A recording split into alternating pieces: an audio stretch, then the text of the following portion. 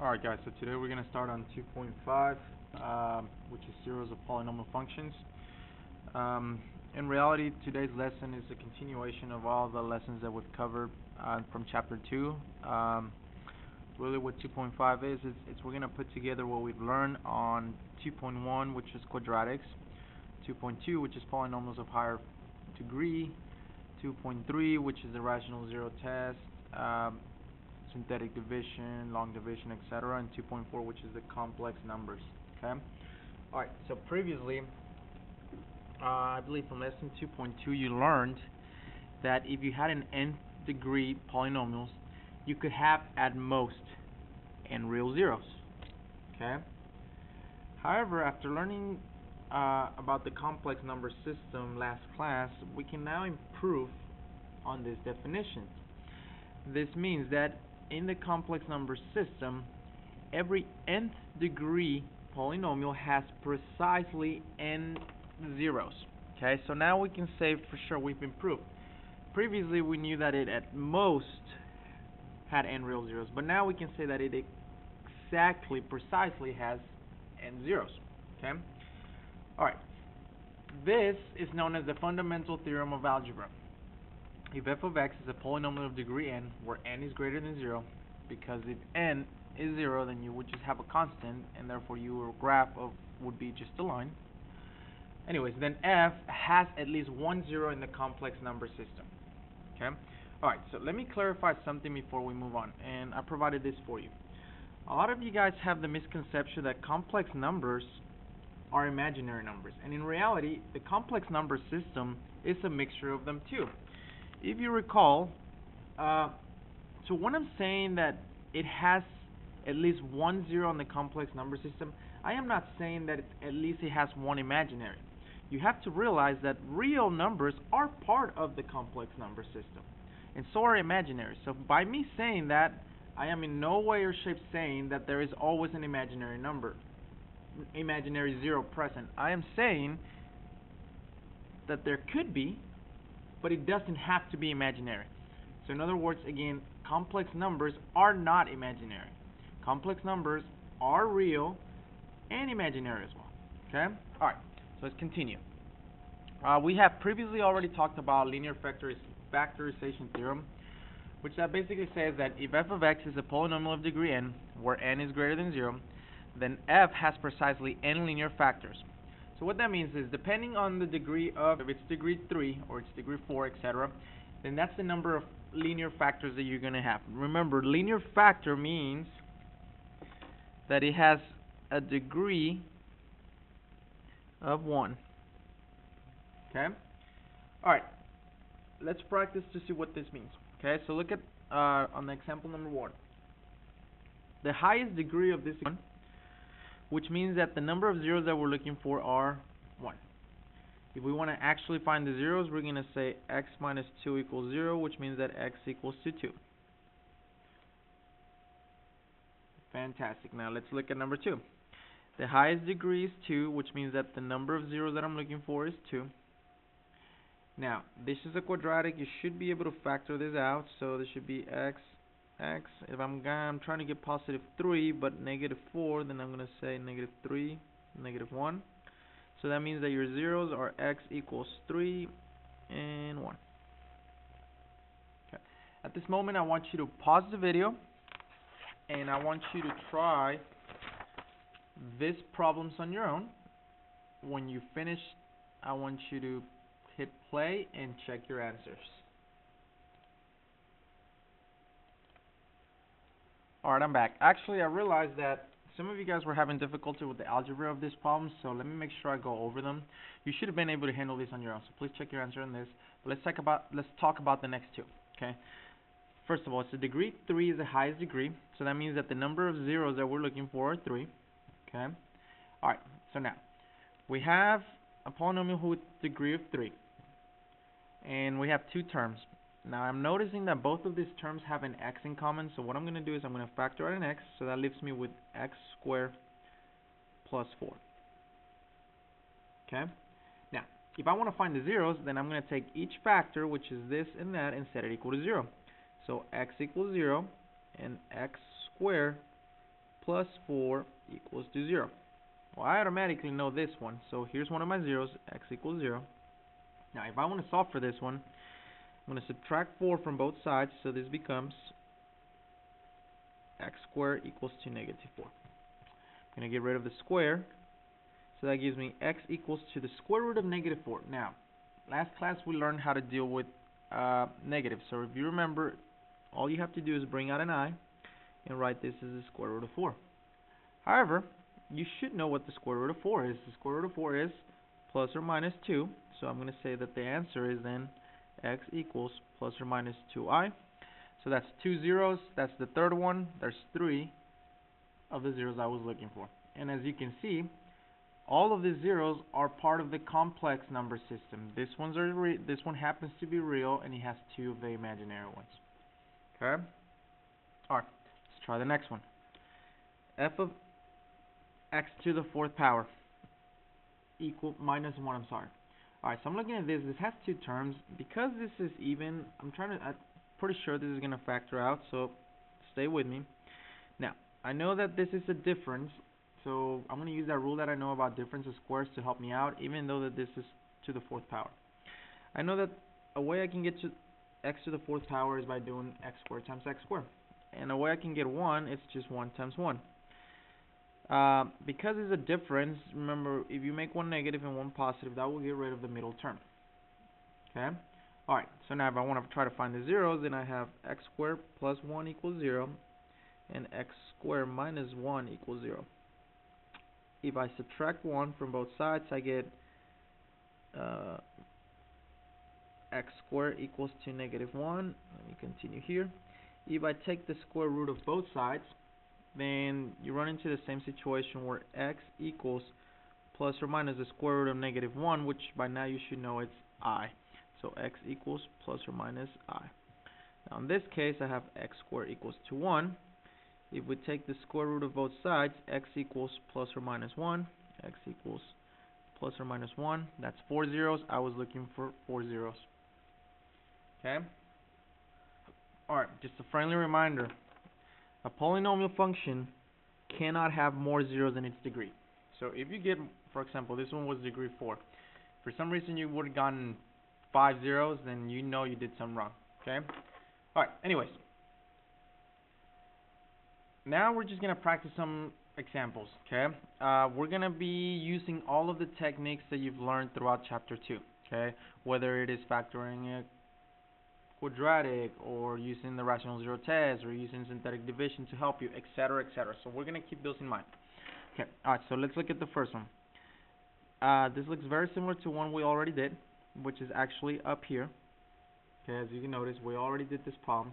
But I actually want you to find the zeros and sketches. So if you've already done all this, okay, you know that all the work, I'm going to just bring it down. You know that the zeros are x equals 0 and x equals plus or minus 2i. So here's what you're going to do when you're sketching this. First of all, using my leading coefficient test, I know that this is an odd function that is positive, so the leading coefficient test tells you that the behavior is falling to the left, rising to the right. Here's my 0. Okay. What I'm going to do is, because this is imaginary, there's nothing that you... Okay. So, for this class purposes, you don't need to put it or include it in your graph. You will learn how this is complex numbers are affected when you get to calculus and with the use of derivatives, etc. Okay? But for the moment, the only real 0 that we have is 0. The multiplicity of it is 1. So the multiplicity is 1, which means that you're going to cross it. So you're going to approach it, you're going to cross it, then you're going to approach that, and your graph should look something similar as such. Okay? Alright. Moving on to the next one. Number 2 seems like quite a complicated problem. Okay, we need to factor this thing out. We need to find all the zeros, and we need to make a sketch. Alright. It's to the 5th power, so I'm looking for 5 zeros. The first thing I'm going to see is if there's anything in common between all the terms. And as you can see, if I didn't have this 8, they all would have something in common, but this 8 kind of messes things up, so I can't do that. I I can't see anything I can factor out from the get-go, and I don't have any factors. So when that's the case, the first thing that should come to your mind should be the leading coefficient test. Not the leading coefficient test, the rational zero test, pardon me. So the rational zero test, if you recall, all the possible rational zeros. Keyword, it is possible. This helps you find the possibilities, not the actual rational zeros. Okay, if you don't remember, I need you to go back and watch the video over possible rational zeros and the rational zero test, which I believe was section 2.3. Okay, but here's what you learned last time. The possible rational zeros is the factors of your constant divided by the factors of your leading coefficient. Okay, so let's talk about it. On this problem, your constant is the number 8. And the factors of 8 are plus or minus 1 times plus or minus 8. Plus or minus 2 times plus or minus 4. And that should be all the factors. Remember that you always include the negatives because negative 1 times negative 8 is 8. Negative 2 times negative 4 is 8. Okay? Now, your leading coefficient is 1, so the only factors of it is 1. Okay? Again, this is just your possibilities. Okay? Doesn't mean that these are actually your zeros. So here's what you're going to do. You're going to use your calculator, remember, and find out which ones really are zeros. So, what I would do is I would actually go into y equals and type the equation, which I've already done so. X to the 5th power plus x to the 3rd power plus 2x squared minus 12x plus 8. So I'm going to use the table function to help me out. So let me go back to 0. Alright, so some of the values that I need to test, okay, is f of negative 1, f of 1, f of negative 2, f of 2, f of negative 4, f of 4, and then 8 divided by 1, f of negative 8, and f of 8. So as you can see, you have 1, 2, 3, 4, 5, 6, 7, 8 possibilities. Okay, if you're wondering how did I get these numbers, well, remember it's 1 divided by 1. That's how I got the plus or minus 1. 2 divided by 1, 4 divided by 1, 8 divided by 1. Okay, so now here's what I'm going to do. I'm going to use my table to help me out. So I'm going to start with the larger number, with the least greatest number, I guess. What am I trying to say? The smallest number, I'm sorry. So it's that negative 8. At negative 8, I get negative 33,048. As you can see, that's not a 0, so that's not one of them. So now I'm going to continue to look at my table. At negative 4, I get negative 1,000. Again, it's not a 0. At negative 2,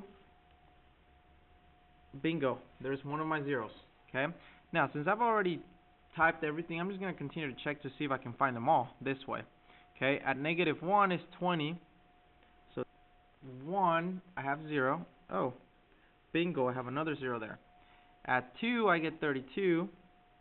So note a 0. 4, we have 1,080. Large number again, 33,320. Note a 0. Okay. Alright, so then you may be asking yourself, well, I thought the rational zero was going to the rational zero test. But if you recall, we're looking for 5, so that means we're missing 3. Okay? So then, if you have a couple of the zeros and you have a polynomial, then you can use division to help you out. Alright, so we're going to use synthetic division. So remember, when we're using synthetic division, we're going to take the coefficients of each of our terms in order from highest degree to all the way down to the constant. So the degree of x to the 5th is 1. We don't have a degree for x to the 4th, but remember, you must account for it. X to the 3rd, x squared, x to the 1st, and your constant. Then we're going to divide by one of our zeros. It really doesn't matter which one you start with. So let's use 1. So if we do 1, that's going to be on my divisor here. Alright, so bring down the 1. 1 times 1 is 1. 1 plus 0 is 1. 1 times 1 is 1. 1 plus 1 is 2. 2 times 1 is 2. 2 plus 2 is 4. 4 times 1 is 4. Negative 12 plus 4 is negative 8. Negative 8 times 1 is negative 8. And I get a remainder of 0. Remember, you must get a 0. This tells you that indeed it is a factor. Okay? That's your remainder. Alright, now, because you have another 0 to test out, then you can do a second synthetic division to help you out. This time we're going to use negative 2. So I'm going to bring down the 1. 1 times negative 2 is negative 2. Negative 2 plus 1 is negative 1. Negative 2 times negative 2 gives you positive 2. 2 and 2 is 4. 4 times negative 2 is negative 8. Negative 8 plus 4 is negative 4. Negative 4 times negative 2 gives you positive 8. And again, you have a remainder of 0. Good. We're on the right track. So how has this helped you so far? Okay, here's what we know. From this number and this number, we know that our equation is f of x equals x minus 1, x plus 2.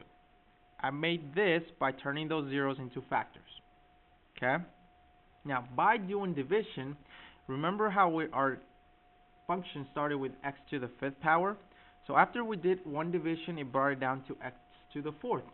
And after we did a second division, it brought it down to x to the 3rd. So now we have x to the 3rd minus x squared plus 4x minus 4. Okay? Alright, so there's still more work for us to do on this one. Fortunately for you, this didn't bring us down to a quadratic. So this is going to require a little bit more work for us to continue to factor this out. Now, luckily for you, however, if you notice here, you have 4 terms. Anytime you have 4 terms, the first thing that you should try before anything else is to see if you can do factoring by grouping. If you don't remember what factoring by grouping is, I suggest you go and watch the video that I will attach about factoring by grouping. Okay, so if you do remember what factoring by grouping is, remember that you basically group the first 2 terms together, so those 2, and the last 2, so this 2 right here, and see what you can factor out from both of them. So, and here, you notice that they both have in common an x squared, so if I factor out an x squared, I'm left with x minus 1. Remember that in order for factoring by grouping to work, this has to also be x minus 1. So what would I need to factor to make it x minus 1? Well, that's simple, as you will see, is 4. Because it worked and because this matches that, that means that you have the following factors. F of x equals, we're still going to bring down what we know, so these 2 are going to come down. But here, because x minus 1 is one of its factors, and x squared plus 4 is one of its factors. Okay? Alright, so we have factored out this completely. Now let's find the zeros and make a sketch. Alright, from here you should be able to tell me, so I kind of ran out of space, so let me go ahead and draw an arrow. If I set that equal to 0, you're going to get x equals 1. That one again, x equals 1. This one will be negative 2. Now this one, interestingly, okay, so let's kind of do the math. And I'm going to do it right here. Sorry, I'm all over the place. I ran out of space. If I bring the 4 over, that will be x squared equals negative 4. So when you take the square root of both sides, remember that you can add an I, and the square root of 4 is plus or minus 2, so plus or minus 2i. That's 1, 2, 3, 4, 5 zeros. We were looking for 5 zeros. Okay, so I'm going to make a very small sketch because I ran out of space. I should have provided you with bigger. So let's talk about it. Here's your y-axis, here's your x. Because of the leading coefficient test, we know that this is going to be falling left and rising to the right. So I'm going to draw my arrow there and going in that direction. I'm going to plug in, let's say this is negative 2 here. We're going to say this is 1. Okay.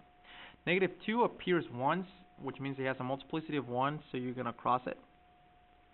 1 appears twice, so it has a multiplicity of 2, so we're going to turn, go towards this direction, touch, bounce, and it's going to match our behavior there. Plus or minus 2i will not have an effect on our graph at this moment. Okay? Alright. Pause the video as needed, guys. Make sure you understand the material. Alright. I'm going to go ahead and move on to the next part. Okay. As you've noticed on the last problem, we had imaginary numbers show up as 1 over zeros. Plus or minus 2i are conjugates of each other. So there is an actual theorem that we can use. Okay. Basically says that if a plus bi is a zero of a function, then the conjugate of it will also be a zero of the function. So like on the previous one, you know how you had 2i? The conjugate was negative 2i. And both of those were present. Okay? So now let's use that to our advantage. So this one's asking us to find a fourth degree polynomial of a function that has the following zeros. So first of all, if I take these zeros and turn them all into factors, I get f of x equals x plus 1 times x plus 1. Now, because this is present, you also know that its conjugate is present, which is negative 3i. So this will mean that I have x minus 3i and x plus 3i. Okay? From here, you should be able to distribute things and simplify this. So this would become, that's x squared plus 2x plus 1. And then I encourage you to multiply this together because they're conjugates so that we can get rid of the imaginary term. Okay, so for example, if you remember, x times x is going to be, I'm going to put this under parentheses, that's x squared. Remember the conjugates cancel the middle term, so I'm not even going to bother. So I'm just going to do the first term times the first term and the second term times the second term. So negative 3i times positive 3i. Well, it's going to be negative 9i squared. But that I squared is negative, so negative times a negative makes it a positive, so it's plus 9. And then you can distribute the x squared times x squared, that's x to the 4th.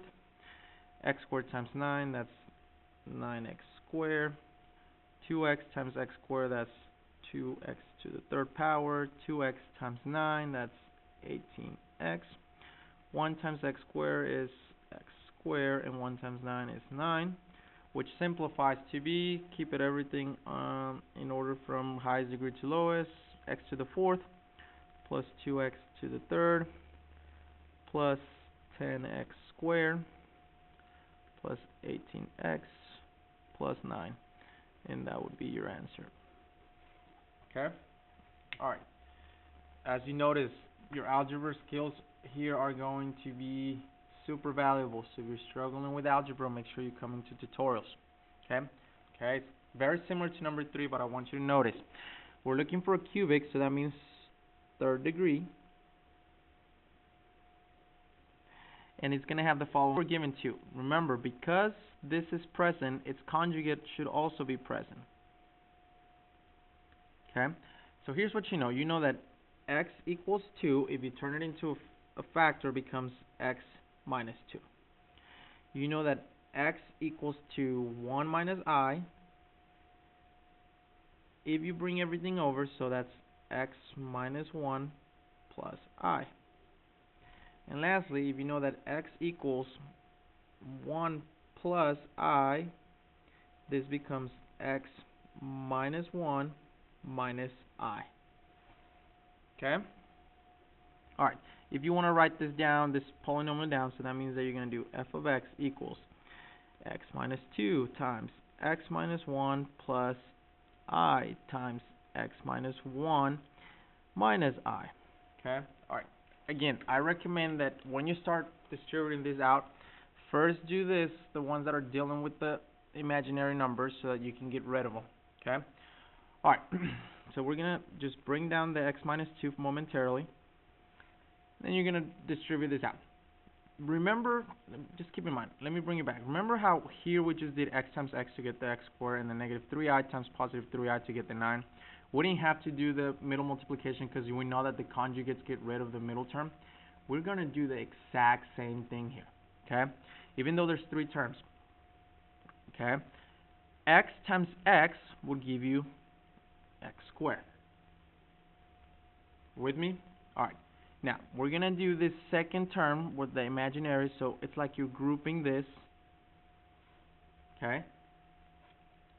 negative 1 times negative 1 gives you a positive 1. Negative 1 times negative I gives you a positive I. Positive I times negative I gives you a negative I. And I times negative I gives you negative I squared. Alright, so let's continue to simplify this. X minus 2. X squared stays there. I's are going to cancel out. And negative I squared, so you know that I squared is negative 1, so negative of negative I makes it a plus 1, plus another 1, that's plus 2. Okay. From here, let's see, wait a second, I think I might have made a mistake. Let's look at this. Because if I solve this for 0, that would be...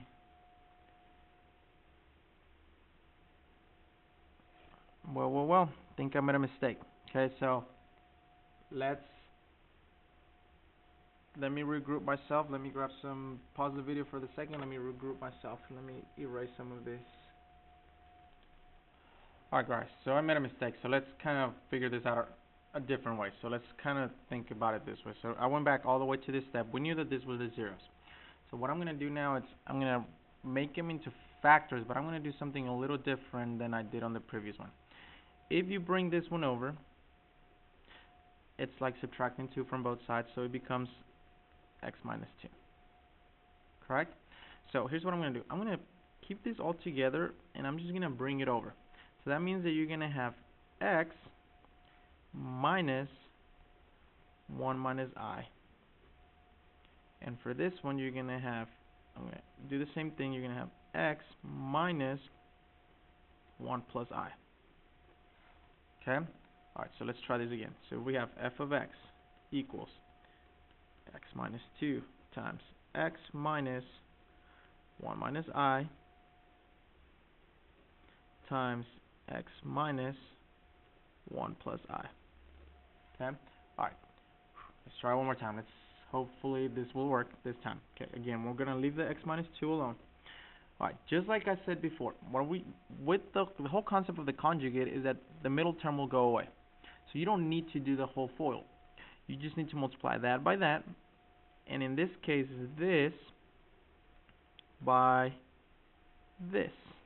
Okay? Alright, so let's kind of simplify things out.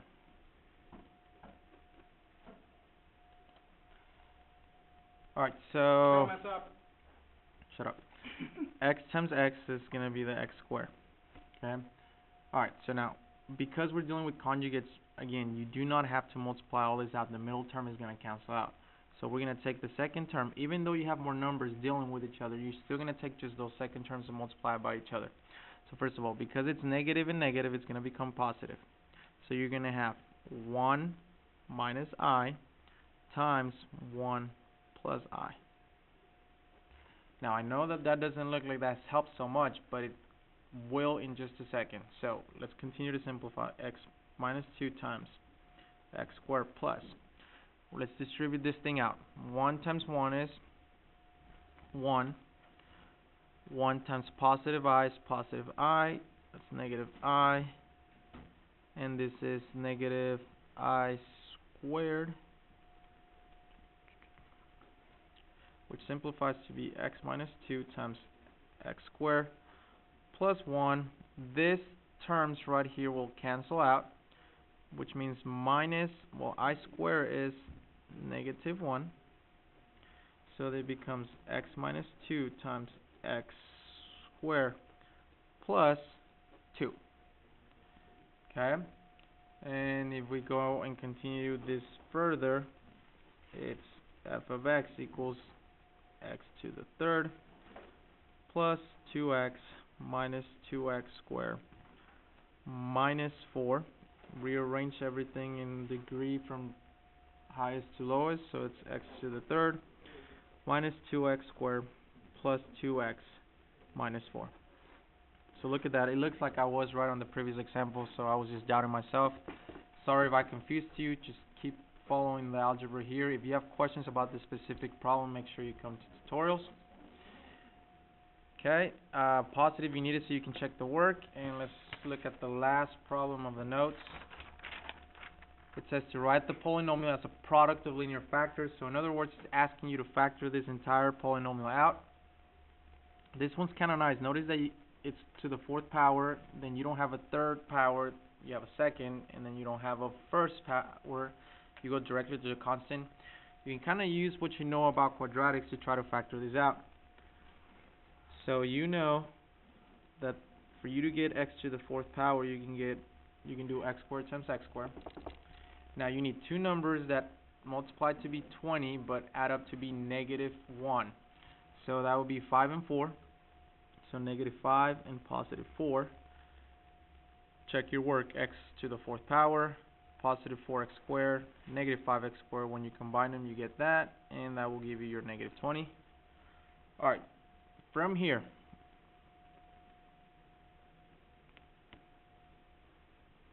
you can continue to factor this out, because this will become, if you solve for the zeros, you get x squared equals to 5 and x squared equals to -4, which means that x equals plus or minus the square root of 5, and x equals plus or minus square root of 4i, which is plus or minus 2i. So that means that you have x plus the square root of 5 times x minus the square root of 5 times x plus 2i times x minus 2i. You got all the factors to the first power. That's linear factors, and they are all being multiplied, so therefore they are the product of linear factors. Homework's online. Again, tutorials will be on Monday if you need help with the algebra. There will not be a review day for this, so test for A day will be on Tuesday and for B day on Wednesday.